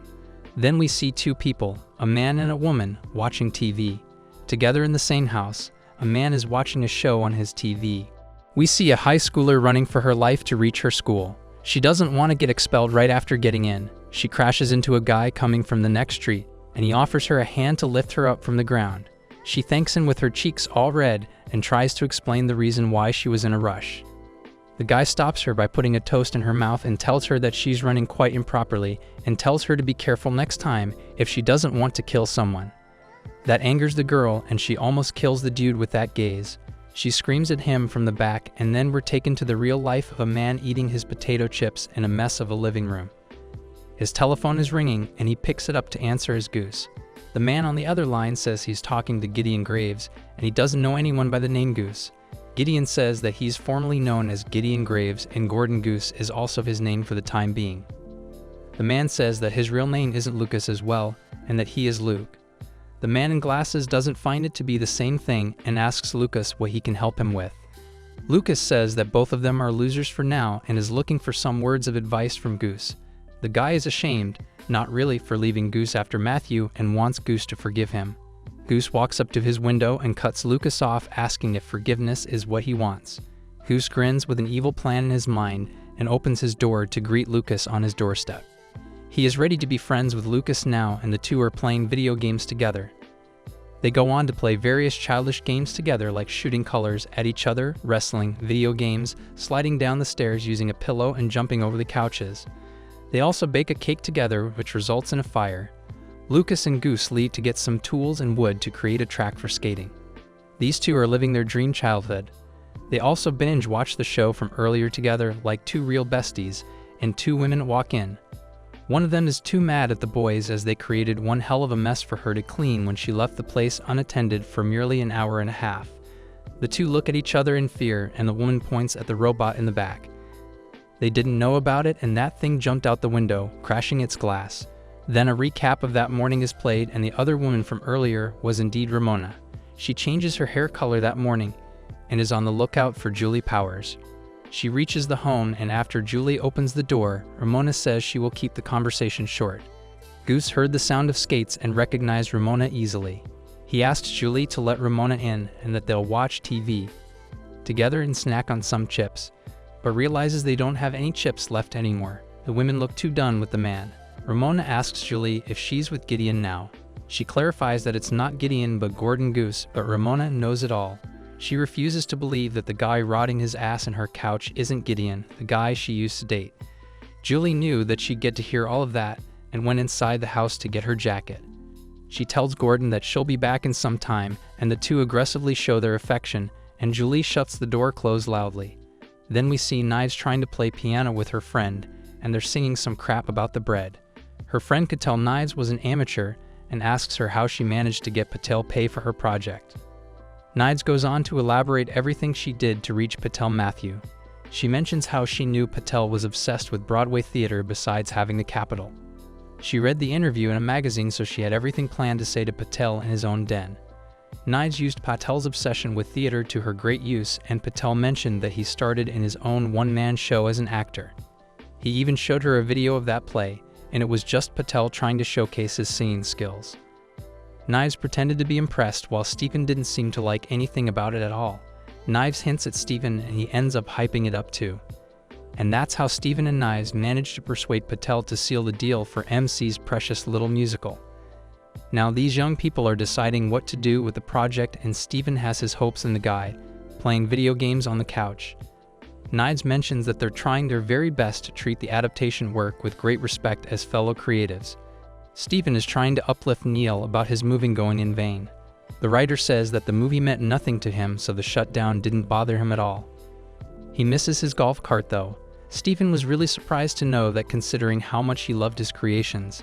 Neil says he doesn't even remember writing it, leaving the other three in complete shock. The girl asks for an explanation, and Neil just gives a vague description of what happened. He tells them that his sleep paralysis demon appeared one time and the script was ready for him, with his name on it, the next day. They all kind of seem to be regretting asking Neil that question in the first place. They ask him again if he's sure that the person who wrote the script was a demon. Neil is reminded of something, and they all seem to be looking at his computer. They found something stunning on there, and Pine says that they need to tell Ramona about whatever they saw on the computer. Knives asks her if she's sure about Ramona's involvement in this. The thing had something to do with MC, and Pine mentions that Ramona has been on the lookout for him for a long time now. Pine tells Knives that Ramona has been knocking at stupid people's doors to ask very non-stupid questions. Knives gets upset after hearing, and Stephen tells her to cheer up and leave the past in the past. He tells her to be as chill with Ramona as she was on the set. Knives gets emotional and starts singing. Stephen joins, and Pine stops them right away to focus on what they were doing. Knives agrees to meeting Ramona in person. Meanwhile, Ramona was having a meeting with Julie in a cafe. She passes her notepad to Julie, and she gets mad after reading Gideon and Julie written on it. She says that her man wouldn't do any of that. Ramona asks her to explain the whole Gordon Goose thing, and Julie discloses everything. She tells Ramona that Gordon was the weird kid back in her school time. His glasses looked funny and his clothes were goofy. He was known as Fearless among the students for the shirt he used to wear. That nickname boosted confidence way too much that proposed a whole thesis to the most famous girl in his school on why she should date him. He was too confident in himself and didn't fear rejection. The girl went through his thesis and dropped it right after. Gordon stood there with his jaw dropped, and the whole school was laughing at him. Julie was the only one who didn't laugh at him, and Gordon didn't appear after that whole ordeal. She forgot about his existence until he came to her house after losing everything to Patel, except his name, Gordon Goose. Why is the whole deal with the names so confusing? Anyways, Ramona listens to everything and asks how the two are working well with each now. Julie shrugs, saying the two understand each other well. Ramona mentions how Gordon was a complete narcissist when he was with her, but she's happy for Julie nonetheless. Julie says that she is not happy with Gordon and that her life sucks. Ramona asks her what she meant by that. She tells her that she liked Gordon because he was full of revenge, and that made him hot. Now he burns his ass on the couch, watching anime all day like any other depressed maniac. Ramona suspects all of this to be an act to hide another super secret kidnapping plot that is yet to be executed, as Gordon Ramona knew wouldn't sit on the couch all day long, doing no evil. She finds the League of Evil Exes to be suspicious too, and thinks that none of Gordon's exes were on the list and that he was probably after G-Man only. She is skeptical about Julie and Gordon being together as well. Julie wishes that was the case cause she's tired of the boring life she's living, and a plot like that would have made her life a little exciting. Julie assures Ramona to not suspect her and Gordon cause her man is a plain loser. Ramona does what she's asked to and takes their names off of her list. Julie invites Ramona over to her place cause Gordon might want to apologize for everything he did to her. Stacy had been listening to all the gossip in the cafe, and she rings Wallace's phone right away to spill some tea. Julie catches her red-handed, and she tells her to not appear at the cafe on her days off. Stacy tells Julie to whoosh out of the cafe, and she does. When Julie returns, she finds her house to be a complete mess, and she starts to scold Gordon. She points at the robot, which leaves instantly, creating another hole in her window. Ramona seemed to recognize that robot but couldn't recall where exactly she had seen it. Gordon and Luke are fighting over who created the mess, but we all know they were in it together. Julie is mad, and Luke figures she won't allow him to stay at her place. Hearing Luke wants to stay over pisses her off more, and she tells them that they're going to pay for what they did to her house. The men turn into two scaredy cats, and a new battle between the three begins. Julie is about to punch the two men in the faces when Ramona stops her, saying all of that is completely stupid. She wakes up the adult woman in Julie, and Julie gets a little embarrassed too. Ramona tells Lucas to leave the house as his stay there was unethical. The guy says he's too broke to even get a first-class flight back to LA. He must be kidding right now. He goes on to explain how bad his life is at the moment, and he has no job to live off either. Ramona tells him to find another one and addresses Gordon as well. She tells Gordon to stop being a complete loser and to treat Julie better than her. Seemed like Gordon got what she was trying to tell him. Ramona wears his skating shoes and asks them about the robot. She asks them if they know where she has seen it before. Lucas says that it was spying on him during the shoot. Ramona says that she saw it somewhere else, and Lucas reminds her of the robot's manufacturers. Ramona's mind was enlightened, and she finally got a hint of something. She skates off to her next destination, closing the door behind her. Lucas was impressed by her because she seems like she has her life figured out, unlike them. Lucas packs his bags too, and Julie is kind enough to ask him to drop by her coffee shop. The broke dude thinks he'll get free coffee, but not in this lifetime, dude. Julie even offers him a job in the cafe, and Lucas doesn't really respond. Lucas and Gordon do their handshake, and the dude leaves too. Gordon asks Julie if she also thinks of him as a loser. Julie tells him that he acts like one sometimes. Gordon then asks her what she would think of him if he was planning to avenge himself behind all the miserable disguise by destroying the dude who was the reason for his downfall. He seems serious about crushing Patel Matthew to dust and wants to know what Julie would think of him in that case. She tells him that she will find that hot. Gordon walks up to the love of his life and pulls her in by the waist. The moment was about to get romantic, but Julie told that dumbass to clean the mess he created inside. Then we see Ramona running into the musical team in front of her house, and she goes up to them. Knives tell her that they've got something for her regarding her NC case. She unlocks the door, asking them what they would have done if she told them she's puzzled everything out. She wanted to know if they were interested in listening to her out. They all are now inside her house, and Neil seems pretty excited to know what Ramona had to tell. He mentions that he likes the part where the things finally start to disclose. Ramona finally enters the kitchen and mentions how MC's death was faked by an anonymous person on the set of the rocket. She has been trying to figure out who did it, for what reason, and how. She says that she's finally figured everything out, and the musical team looks impressed. She starts with the person who did it. Ramona says that all of them must know about the suspicious people she had dated in her past. Neil says that there is another word like suspects, and Knives was impressed, and so was Ramona. Ramona mentions that 5 of her exes, including Matthew Patel, Roxy Richter, Lucas Lee, Todd Ingram, and Gideon Graves, are not on her suspects list anymore. Now 2 more of her exes. The twins remain. Dan she had been dating all the time. Ken and Kyle were her TAs in robotics, and Ken was the older brother. Kyle had anger issues, which will lead to answering why they did what they did. The twins targeted her when she was still a kid and wouldn't leave her alone. Ramona was a smart kid and was countering their plays with her tricks. When they found out about it, they seemed mad, which satisfied Ramona. The 2 found out that Ramona had been cheating on them, and Steven looked a little weird after knowing her past, and so did everyone else. This story reminded Knives of the story where someone cheats on their partner with the person they know, but both parties are unaware of anything. Ramona looks down and mentions MC. Neil wanted to know who did it, and Ramona returned to explaining what she had come up with. MC was vanished by the use of a vegan portal, and the portal Todd had was nothing compared to the strength of the one used for MC. Ramona says that the strength led her to think a robot vegan whose portal would be way stronger than that of a normal human vegan's. Everyone could see where this was going. The robot was perfect for creating such a portal, as it had never even come close to anything like meat, milk, and human instincts. Ramona says that the robot was created by the twins for revengeful purposes. She pulls out a TV and plays a videotape on it saying she finally remembers where she saw that spy robot. She saw it before at the Rocket before the sex bomb appeared on the stage to perform. She was with Julie at the concert, and both of them saw the robot passing through the crowd. The robot appeared on the set right before MC disappeared, and it was confirmed that the vegan portal was created by that very robot. Everything was put together, and Ken and Kyle Katayanagi were the ones who took MC away from Ramona as an act of revenge. They used their robotic skills to create the strongest vegan portal known to humans, and that's how her investigation got summed up. Knives says that they still didn't get the answers to where MC was currently, and Ramona says they'll figure that out soon too. She just needs to find the twins. The musical team is about, and Pine is happy that Ramona will be reuniting with the guy she went out on a date with for only once. Ramona wasn't sure if she was excited about it though. Steven suddenly remembers that they came over to give Ramona some information regarding the NC case.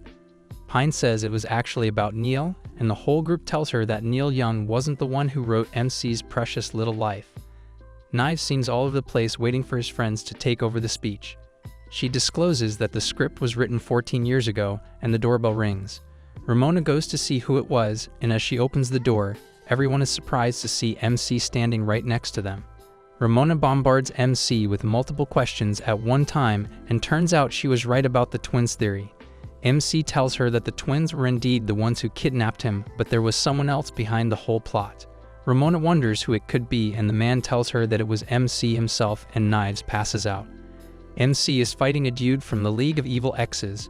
He dodges the punch and ends up falling down a never-ending hole. What he experiences inside is the past when Earth came into being. Then he sees dinosaurs, and like that, he watches the evolution of humans from ancient times to the modern era. He also goes on to see the future where he saw some weird-looking creatures in spaceships.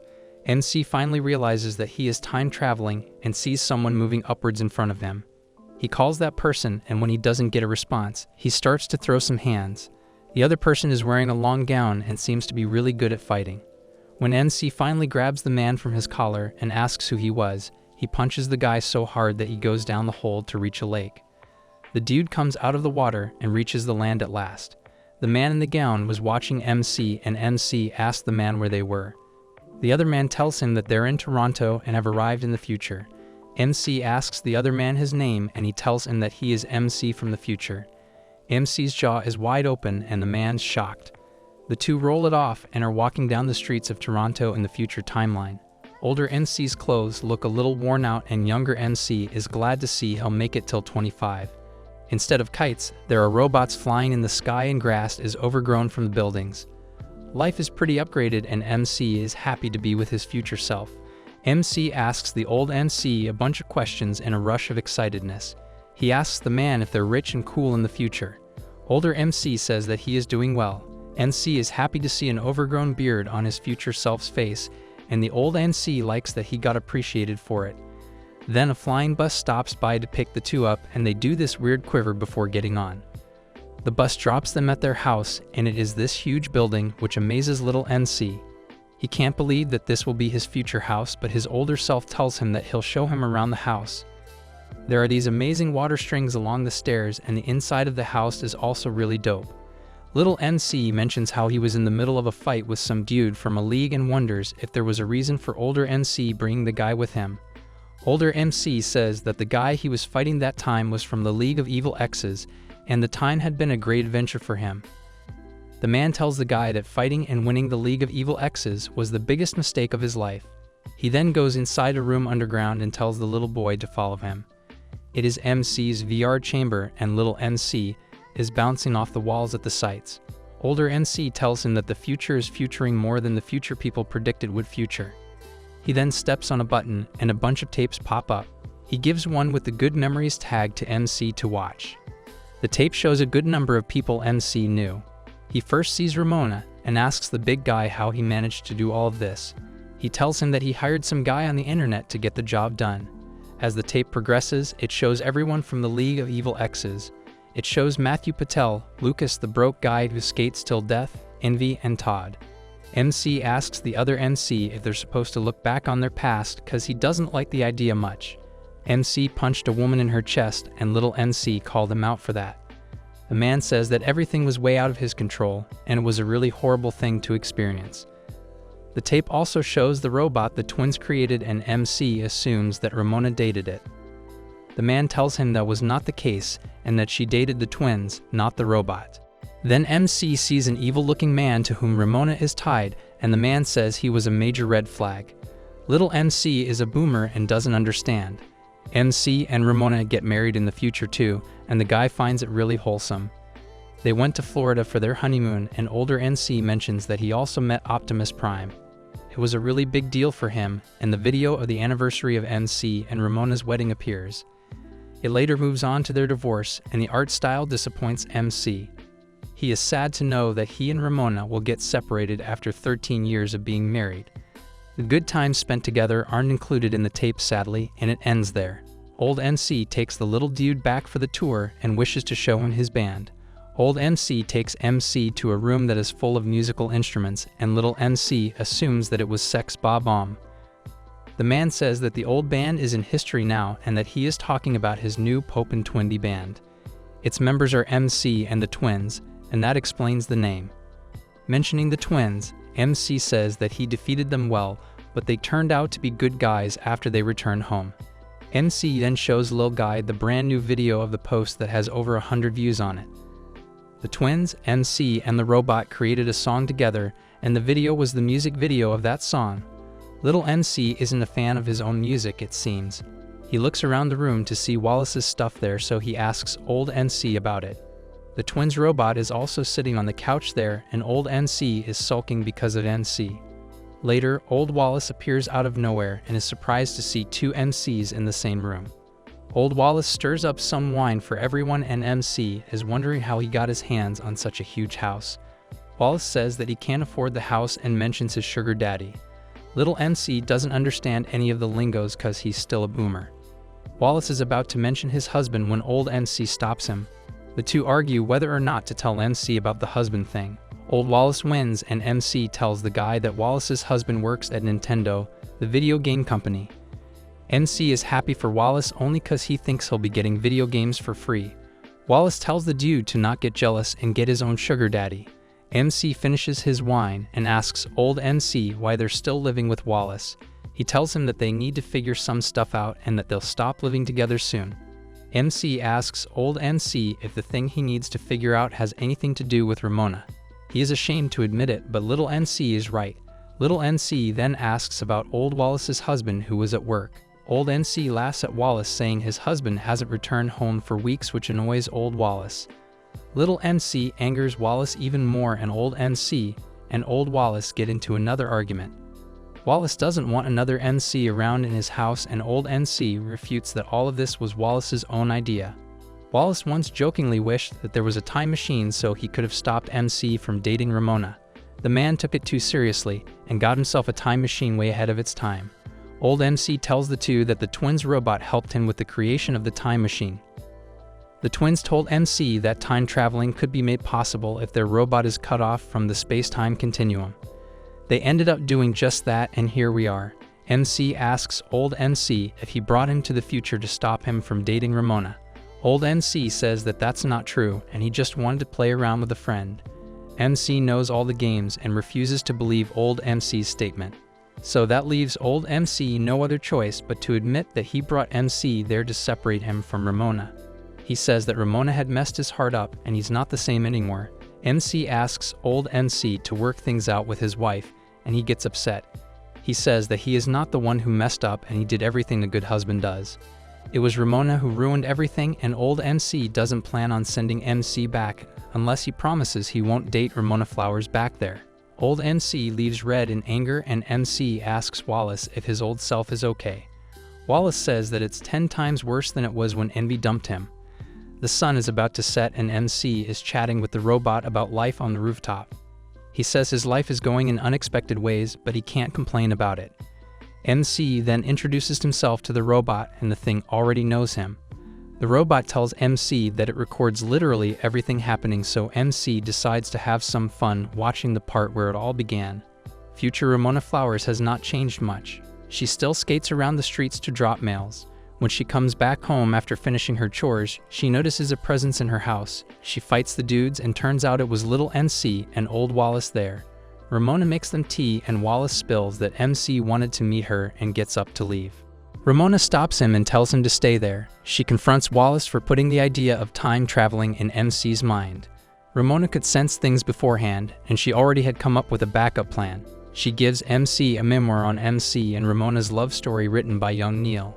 The book is named My Precious Big Life as MC's best pal, and Wallace compliments the story. MC starts reading it and Ramona tells him that she wanted to keep evidence of their love story in case old MC decided to erase everything from his past. She sent that book back in time for record. Ramona tells MC that she has a certain pair of skate shoes that helps her travel back in time at 88 miles per hour upon his asking. Wallace could understand everything and Ramona explains her plan to MC. She edited the characters from the story and came up with a new plot. MC finally gets it and gives a brief overview about the story to Ramona, but she cuts him off. Ramona looks upset and says she did everything because she loves MC. Ramona thinks that her plan was misguided, but MC thinks otherwise. He tells her that he watched Ramona, who never gave up on MC and kept looking for him like a famous detective. The woman finally looks happy and wants things to go her way, and so does MC. Later, Ramona packs MC in her bag and skates at the speed of 88 miles per hour to drop MC in her past and his present. And just like that, MC knocked on Ramona's door and is standing in her house with a steamy back now. Future Ramona drops by to say hi to and leaves after some pictures. Knives brings MC's jacket to him, and he brings up how dating a high schooler is considered bad in their society. Knives and MC were dating when MC disappeared, and upon returning, he wanted to break up with her. Knives says that she's happy to see him back, and while he was away, she got time to reflect on her actions. She says that she's better now and it's okay if they break up and leave. Then, Ramona pulls MC in a room and expresses how happy she is to see him back. The two go in for a kiss, but they can't seem to even touch each other's lips. There was a force between them that kept preventing their bodies from brushing against one another. They keep trying over and over again, but it doesn't work and Knives laughs at the sight. Ramona figures that they still have to get done with an emotional business in order to get together as partners. MC freaks at the thought of having to fight Ramona's exes. Well, that is exactly what he's supposed to do, and Knives suggests inviting all of Ramona's evil exes to her musical theater. They decide to go with Knives' plan, and it's finally D-Day. All of Ramona's exes do attend the musical theater, and no one's aware of MC's return yet. Ramona has MC in her bag and the musical team and Wallace are ready for the big final. The musical theater that is sponsored by Matthew Patel finally begins, and everyone is told to be seated. Todd, on the other hand, is busy filling his popcorn bucket with more and more butter. Bro is coping. When he is about to leave, Ramona skates inside the hall and MC pops out of her bag to punch Todd Ingram. Todd's butter bucket gets smashed and MC is so ready to take Ramona's vegan evil ex number 3 down. Todd laughs at MC's audacity and tells him that he's no longer a vegan and eats cheese and butter constantly. MC asks Todd if he's the one who created a field between him and Ramona. Todd laughs and tells MC that he's obsessed with Wallace and suddenly remembers that MC was his love interest roommate at one time. So he bombards the guy with a bunch of questions about Wallace. Wallace, on the other hand, is watching everything from above and tells Todd that he's not interested in non-vegans. Wallace leaves and Todd follows him for the sparks he gave him back then. Then Matthew Patel comes up and he greets Ramona. MC is ready to throw hands, but Patel asks him not to ruin this night for him and leaves with his guards. MC and Ramona look a little disappointed. Julie and Goose enter the hall after Patel leaves and Goose offers a handshake. Well, the only thing MC wanted to shake was that face and Goose didn't want that. MC asks the same thing about the field between him and Ramona. Gordon Goose says that he's not the same evil guy anymore and that he's in love with Julie now. Julie scolds MC and they leave too.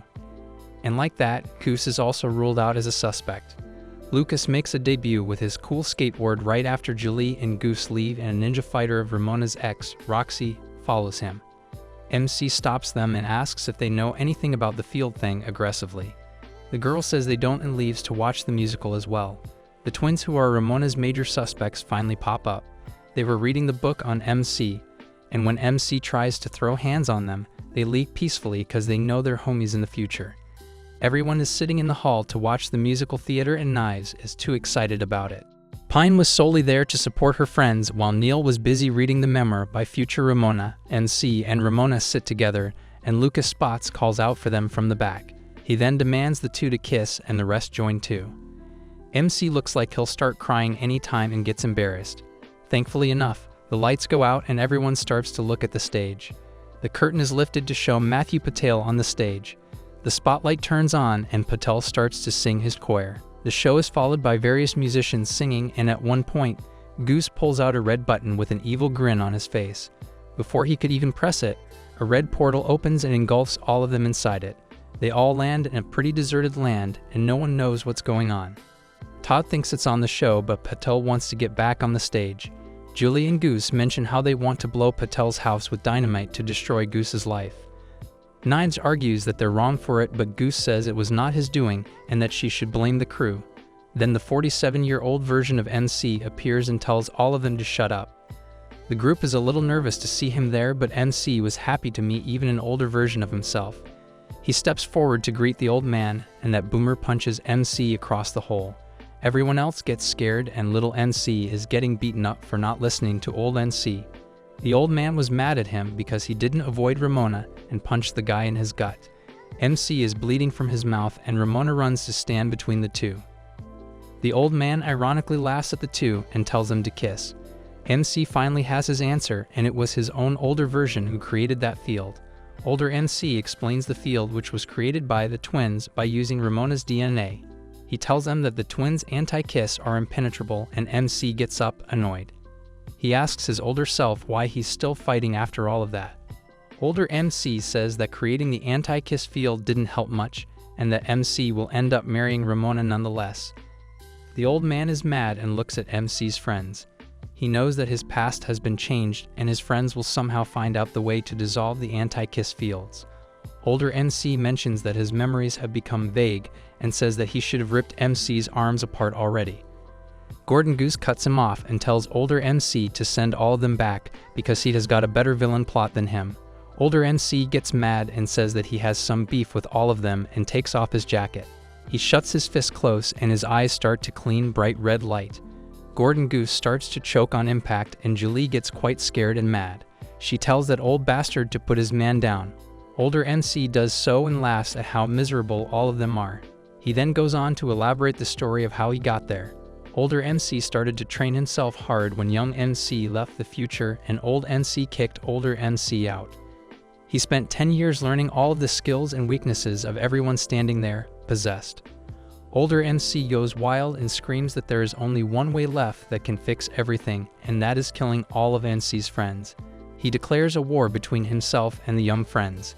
MC finally realizes that his older self has been the bad guy for all this time, and older MC refuses to admit that. He says he's been living like a monk for the past years, and Ramona says that he thinks so because he didn't touch any grass for years. Older MC gets angrier at Ramona's remarks as she reminded him of his wife, who is basically Ramona herself. Ramona brings out her large hammer, and older MC is ready to fight too. As little MC is about to punch the older guy, Ramona hits him with her gigantic hammer. She keeps on attacking him when he finally breaks her hammer into pieces.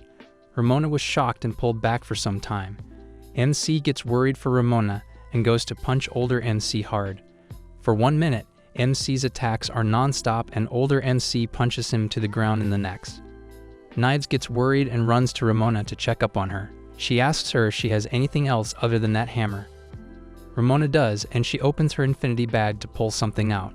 Meanwhile, older MC is busy crushing the ground and tormenting his younger self. When older MC is about to punch the remaining energy out of young MC, Knives pulls in with 2 shining knives in her hands. She throws one at the boomer dude, and it stabs right in his hand. He screams in his pain and Knives tells him to slow down a little. Older NC finds it disrespectful and punches Knives right in the sky when she tries to slash him with her knives. Lucas jumps up to hold Knives. Until then, Patel joins the battle too. Everything is fair in love and war. Everyone is standing in their position and Patel uses his arm magic to create a bunch of arms. He runs towards older NC and punches him non-stop. In the meantime, Roxy, Todd, and Lucas look for their weapons inside their bags. They all pull the strongest ones out and older NC seems to be on his verge now. All three of them attack the boomer at the same time. Roxy uses her sword, Lucas, his skateboard, and Todd makes use of his vegan powers. Patel teams up with them as well, but older NC gets even angrier and stronger. He punches all four of them down and looks straight towards the rest of them.